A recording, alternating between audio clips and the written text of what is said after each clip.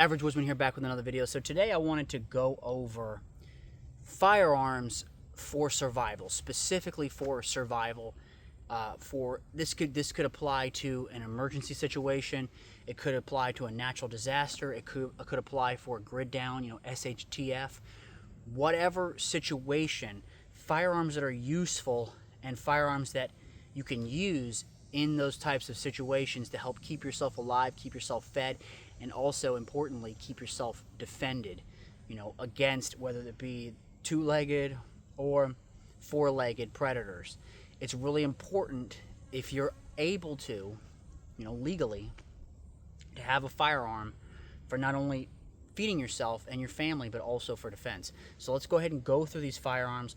I'll take each one of them by category, by item, and I'll lay them out, and we can go ahead and break each one down, talk about the pros and cons, and all that good stuff.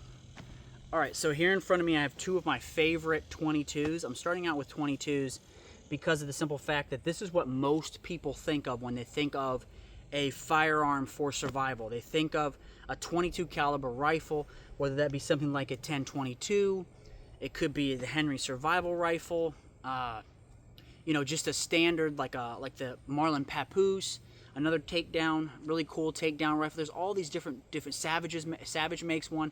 A lot of different companies make 22s that are geared specifically for or towards being taken down, broken down into a small compact package, so that way it can be carried, whether that be in a boat, in a truck, in your backpack, anything that you want to put it, anywhere you want to put it. So you have that. This one right here, this is my 10-22 Takedown. I really like the 10-22. I've had a bunch over the years. It's just an excellent firearm. It works really well. It does a really good job for what it is. They're accurate, they're reliable. This one right here I have outfitted with just the 2-7 power. This is a rimfire scope. And then I have my Silencer Co. suppressor. So this is an excellent rifle. It doesn't weigh a whole lot. I mean, yeah, it has kind of a heavy barrel on it, but it's laser accurate. You can get good, precise shots. So if you were hunting small game animals, things like that. Here in the back, you actually have an area to carry additional ammunition. So I have 3 additional magazines back here, which is really cool and really useful. Just a great firearm. I've had this one for quite a while, used it a bunch. I've actually taken raccoons and squirrels with it. So it's just a really good gun. Like I said, really accurate, really reliable, durable. They're well built, and if you put this stock on it along with it being a Takedown, and even better, a suppressor, now you have a real winner when you're out in the woods. Another firearm that I've had, this one I've had for probably, 13 or 14 years. This is the Henry survival rifle. It comes like this. It can be carried like this. Everything fits into this actual buttstock of the rifle. It will float. It's just a really cool, reliable, durable firearm. I know a lot of people don't like it. It got a lot of hate for a long time because of the simple fact that it was being produced by Charter Arms. So it got a lot of hate. And get this back on. Got a lot of hate, and for good reason. Charter Arms did not do a good job with it.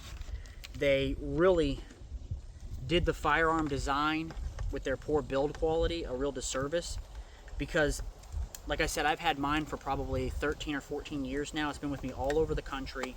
I've used it a million times. If I can get this locked in here, there we go. I painted this a long time ago, years ago, and it's just a cool little firearm. It's lightweight, it's really compact. Still to this day, they're relatively inexpensive. So you can buy one for pretty cheap.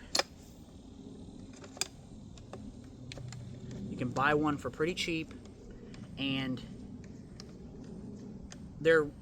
I would say that they're pretty reliable. I mean, I've had this one for a long time. I've put a lot of rounds through it. It's not really a rifle that you take out plinking. like this rifle you could take out and plink all day with. You're gonna have fun. This one you'll have fun shooting it, but it's not the same thing. It's not really a plinking rifle. This is a purpose-built firearm, something that you can keep in like a boat or a truck, or throw this into your backpack.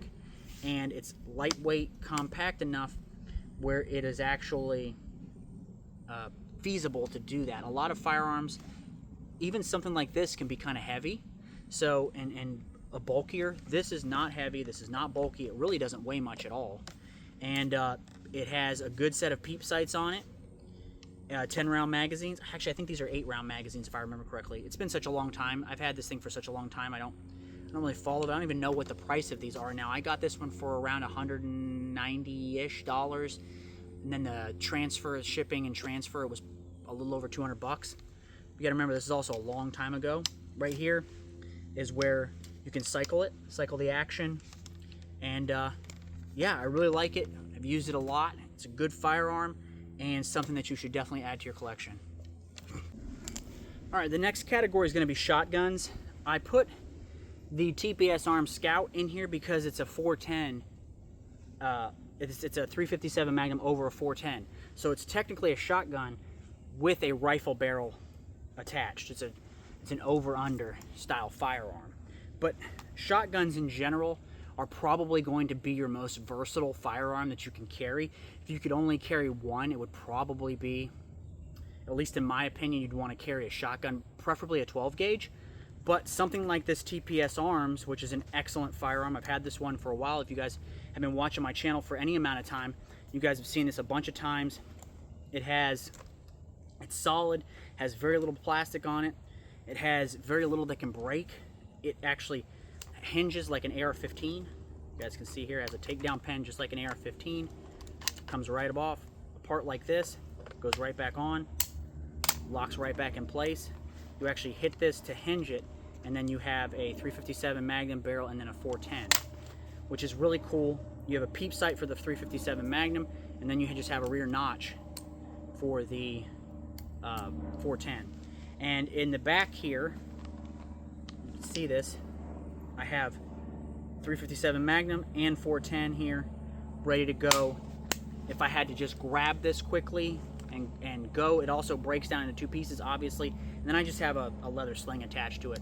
But it was originally designed and produced by Springfield, but also other manufacturers produced it. I believe CZ produced it at one point in time, but it was produced for the military, for their pilots, as a survival rifle. Was actually originally it was 22 Hornet over 410, but TPS Arms has expanded those calibers. When it was produced by Springfield, they actually had it as 22 long rifle over 410. And if you still want to buy it like that, you can buy 22 long rifle. You can do 22 Magnum. I think 410 over 410, and then 357 Magnum over 410. The reason why I did 357 Magnum over 410 is that it's more versatile for me. I can take this out in the woods, and now living here in Florida, I can take any large game animal, or medium-sized game animal, large game animal for Florida, with a 357 Magnum, especially with the right load. And I can also take small game animals like squirrel, rabbits, raccoon, any of those types of animals with 410, especially with also the right load. So having something like this is really versatile and really useful, especially in a survival situation, or even in an SHTF situation or a homestead. Probably, as I stated previously, probably the most versatile firearm that you can own is a 12 gauge shotgun. A lot of people like to do a single shot. Single shots are excellent. I'm a big side-by-side guy. I love side-by-side shotguns. And this is the one I use for hunting. Been using this thing for years. Works really well. I've taken a lot of squirrel, dove, quail, all those types of animals with it. I'll even use it for deer and hogs. I've taken hogs with it, and it works really well, especially with buckshot and slugs. And yeah, you can just throw some good shot in here. Back here I just have, this right here for to hold a little bit of extra ammo, and this has a cushion for my cheek. But you can do everything that you can do with a single shot with a side-by-side.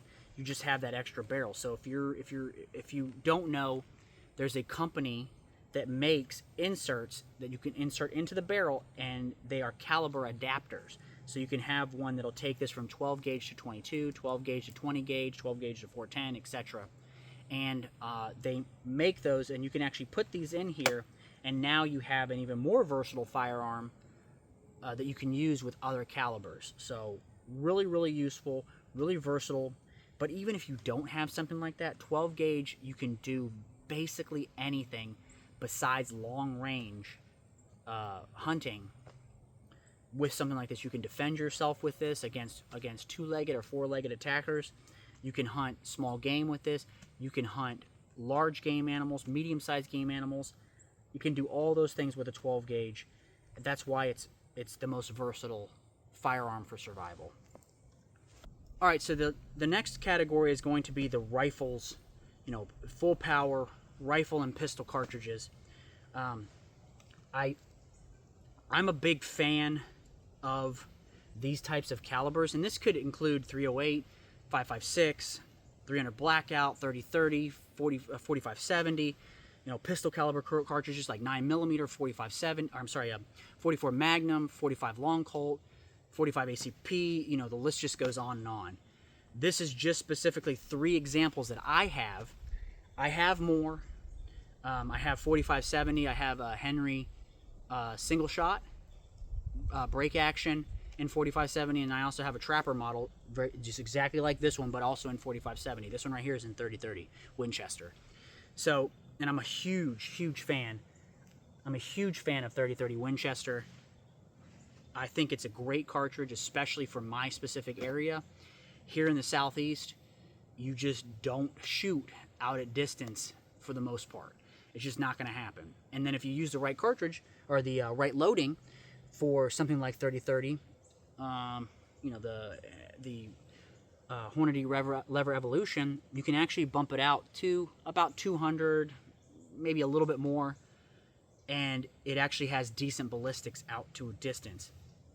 Also, right here, I have a 300 Blackout. This is a Ruger American. Excellent firearm, especially for the price.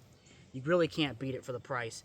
This one's in 300 Blackout. Once again, great for my area. It's compact. It's lightweight. I have just a 1 to 6 power scope on it. That's all I need.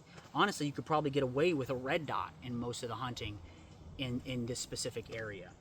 So another great caliber specifically for my area. Remember, if you live out west, say you live in Montana, you're probably not going to want to hunt with something like a 30-30 or a 300 Blackout or even a 44 Magnum carbine. You're probably going to want to hunt with something that has more range, like a 30-06 or a 300 Win Mag, something like that, and a bolt gun that may even have a longer barrel.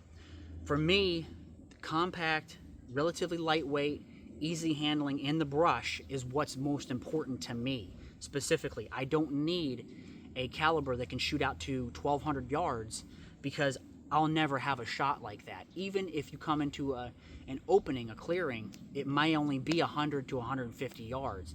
And any of these firearms, with the exception of probably the 44 Magnum, I probably wouldn't take this out past 100 yards, maybe 125 tops. I have shot hogs with this rifle, quite a few hogs, and it really puts the hammer on them. But I wouldn't feel comfortable shooting out at a really long distance with this rifle. But these two, no problem. I've shot deer and hogs with this. I've shot deer and hogs with this. Both of them work really well. This could be used, especially since both of these have threaded muzzles, and I can use my 30 caliber suppressor on those. This is my Dead Air Nomad. It's actually set up right now specifically for my AR-15 because I was out here doing some shooting. But I can take off this adapter right here that locks on to my muzzle brake, and it can be direct thread to both of these rifles. I've hunted hogs with both of these with my Nomad 30, my Dead Air Nomad 30, with both these rifles suppressed. It's excellent, it's hearing safe, and it really works well, and it makes these types of firearms more usable and more functional when you have something like a suppressor in my opinion. So having these types of firearms, and you can use this if you have something like a 300 Win Mag, 308, 30-06, you can still use this suppressor on those. It just so happens that I don't use those types of firearms very often, so I don't need them.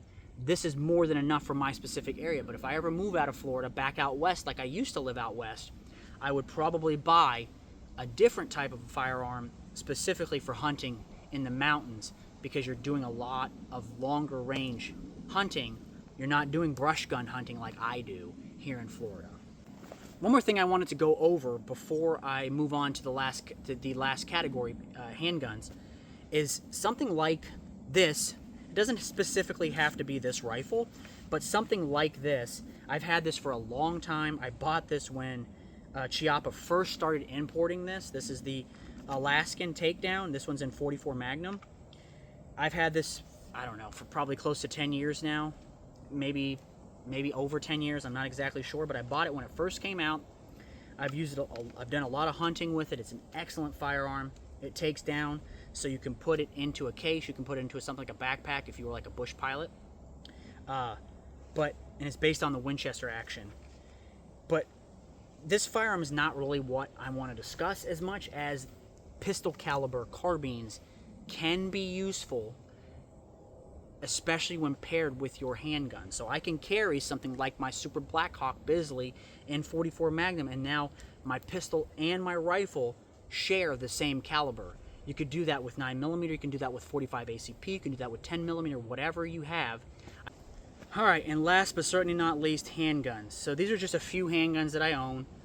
This is by no means extensive, but excluding maybe the 22, I guess you could use 22 for defense, would not be ideal. These are pretty much the only firearms that are almost exclusively for defense.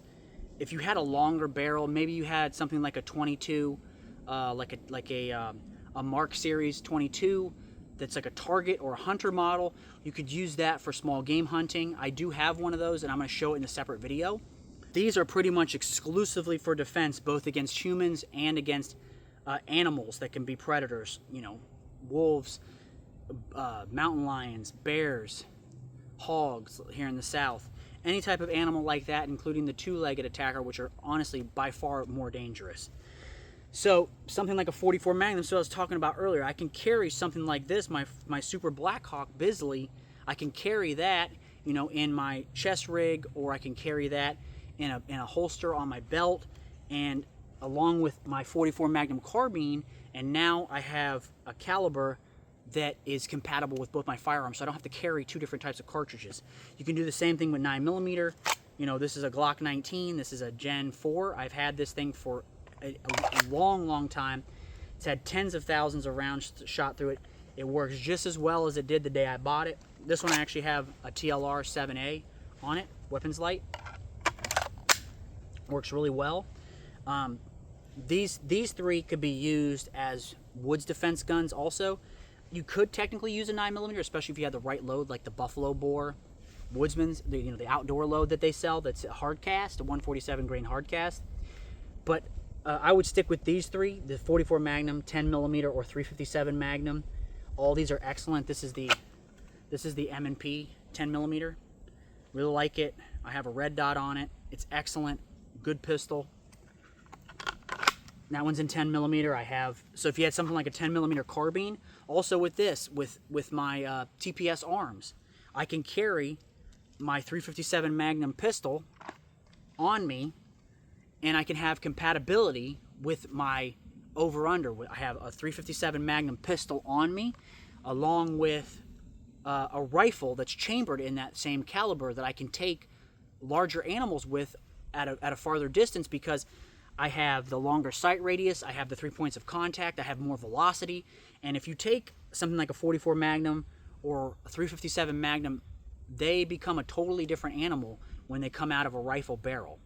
And then with that firearm, I also have the 410 for small game. So if you see where I'm going with this, there is versatility in pistol caliber carbines. I know that they're not always the most practical to some people, but I think that there is real practicality, especially when you're talking about survival, if you're not in an area where you have to shoot out at long distances. If you're in a woodland environment where you're doing a lot of brush gun hunting, they are very viable, and they can be used for defense against both human and wild animals if necessary, along with hunting, especially with the right loads.